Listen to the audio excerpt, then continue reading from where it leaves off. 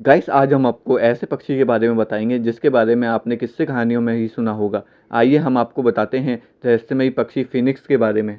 ऐसा कहा जाता है ये पक्षी किसी को भी कंट्रोल कर सकता है, चाहे वो इंसान हो या जानवर। ये पक्षी 500 साल तक जिंदा रहता है, फिर ये अपनी ही आग में भस्म हो जाता है और उसी राख से ये एक नया फिनिक्स जिंदा होता है। इस पक्षी के पास बहुत सारी रहस्यमयी ताकतें होती है। कहते हैं कि ये पक्षी पहले सूरज की गर्मी से पैदा हुआ था।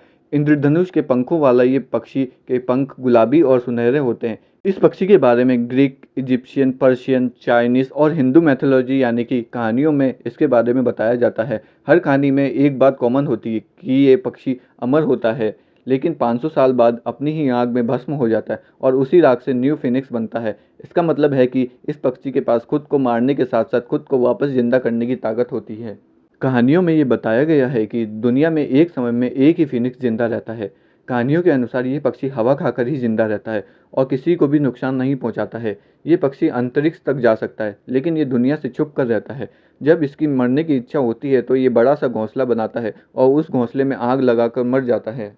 कई राजा महाराजा इसे पकड़ने की कोशिश करते थे क्योंकि वो चाहते थे कि जो फिनिक्स के पास अमर होने की शक्ति है वो मिल जाए। कहानियों के अनुसार जो फिनिक्स का मांस खाएगा वो अमर हो जाएगा, इसलिए राजा महाराजा फिनिक्स को पकड़ने की कोशिश करते रहते थे, लेकिन कोई इस पक्षी को पकड़ने में सफल नहीं हो पाया है। फिनिक्स को गॉड की पालतू चिड़िया कहा जाता है, जो ज्यादातर स्वर्ग और हेवन में रहती है। ग्रीक माइथोलॉजी के हिसाब से ये पक्षी एक बाज के आकार का होता है और अरब में रहता है। इसकी आवाज़ इतनी सुरीली होती है कि इसकी आवाज़ सबको वश में कर लेती है और मरने के वक्त ये पक्षी बहुत दुख में रोता है, तो बहुत सारे पशु पक्षी भी इसके दुखी होने से गम में मर जाते हैं।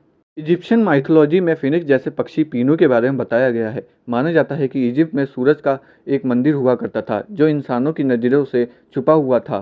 पीनू पक्षी का इसी मंदिर से जन्म हुआ था। ये पक्षी भी मरने के बाद अपनी राख से निकलता था।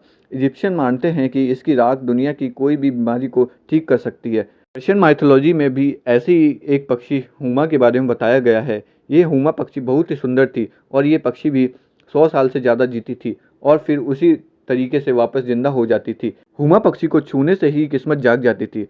हुमा में मेल फीमेल दोनों के गुण होते थे। एक पंख और पैर मेल होता था तो दूसरा पंख और पैर फीमेल। ये पक्षी इतना लकी माना जाता था कि इसकी परछाई आपके ऊपर पड़ जाए तो आपकी किस्मत खुल जाएगी और फिर आपके साथ सब कुछ अच्छा अच्छा होगा। हिंदू माइथोलॉजी में भी एक पक्षी गरुड़ था जो विष्णु भगवान की सवारी माना जाता था और अंतरिक्ष में सब जगह उड़ सकता था। ये पक्षी भी विष्णु भगवान की तरह अमर था, लेकिन एक बार सूरज के बहुत पास जाने से इसके पंख जल गए थे। चाइनीज माइथोलॉजी में भी एक पक्षी हुआंग था जिसकी आवाज़ बहुत सुरीली थी और खुशहाली का प्रतीक था। ये पक्षी जिस जगह से गुजरता था उस जगह को खुशहाल से भर देता था और ऐसा भी कहते हैं जो लोग दूसरों की मदद करते थे उनसे ये पक्षी जरूर मिलने आता था। फिनिक्स के बारे में ये भी कहते हैं कि इसकी पूंछ इतनी गर्म होती है कि इसकी पूंछ को छूने वाले के हाथ जल जाते हैं, लेकिन अगर फिनिक्स इसकी इजाज़त दे तो उसकी पूंछ को छुआ जा सकता है, लेकिन तब भी इसकी पूंछ थोड़ी गर्म लगेगी।